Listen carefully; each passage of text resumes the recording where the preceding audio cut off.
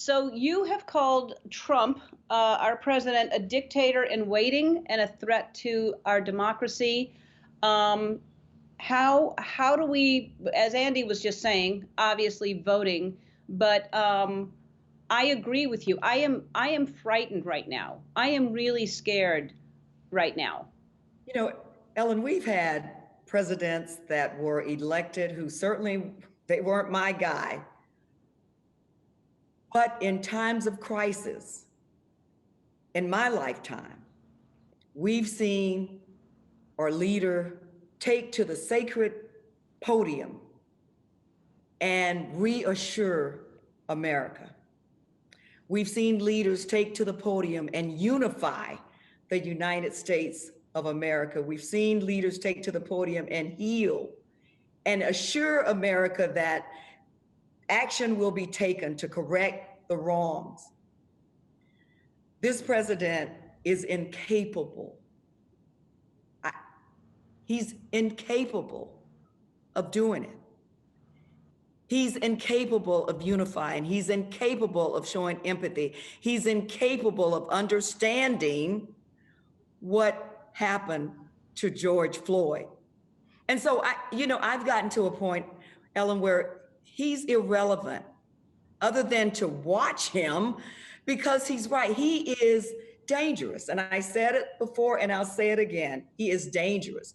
You have two choices. You're either part of the problem or you're part of the solution. He is leading the problem in America.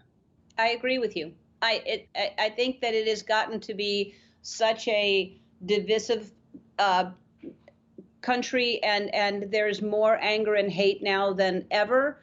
And he doesn't do anything to try to mend or to try to heal. It's just he fans the flames. And this is not a political, this is not a Republican Democrat issue. This is a person who just is a dangerous person. This is not a white issue. It's not a black issue. It's not a Democratic issue. It's not a Republican issue. This is an American issue. And what I've said to my colleagues who and others who may be upset when I say America's on fire and the president is walking around with gasoline, what would you call it? Everybody deserves better than what we're having. I really don't care what party you're in.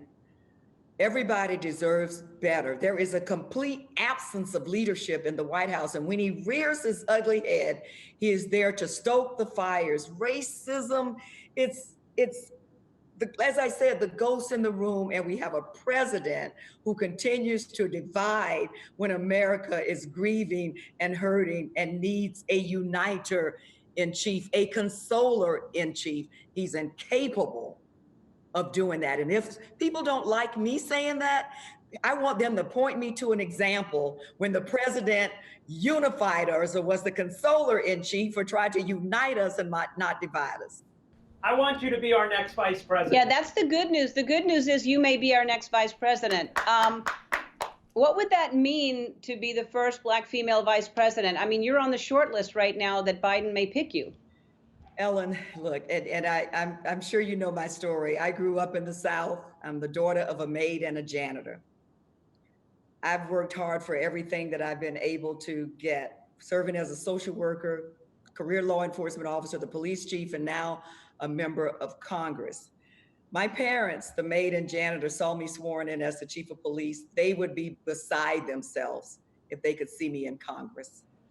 But the idea that I am seriously being considered for such a critical position during such a critical time is exactly the kind of opportunities that I'm working hard for, and others who join me. That's the kind of opportunities we're working hard for in this country. And so it's an honor, but wherever I am and whatever seat I'm in, I am going to continue to work hard to my grave to right the wrongs and the injustices and the discrimination in this country.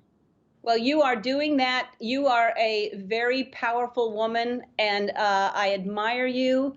I respect you. I think you're awesome. I promise to keep this conversation going on the show. This is not just what we're doing today and tomorrow. We are doing it for the next few years that I'm on the air, this is the conversation that we're having. Thank you so much for taking the time, Congresswoman, and you're incredible. Thank you. I hope we see you at your inauguration. Thank you, Ellen, for keeping the conversation going. We cannot take our eyes off of it. Maybe that's why we're in this mess right now. Thank you.